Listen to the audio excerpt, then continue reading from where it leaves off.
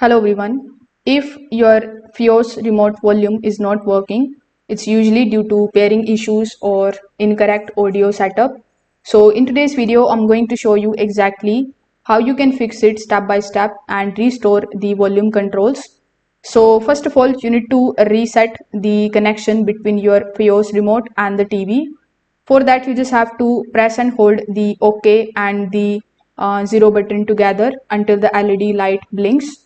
Then simply follow the on-screen instructions to pair the remote with your TV. This particular step is going to reconnect the volume controls properly. Afterwards, you just have to check the batteries as well. So if you have found that the batteries are old, you just have to simply replace them with the fresh one and make sure that they are inserted correctly. The weak batteries can also cause the volume buttons to stop working. Now you need to go to your TV or your Fios box's audio settings.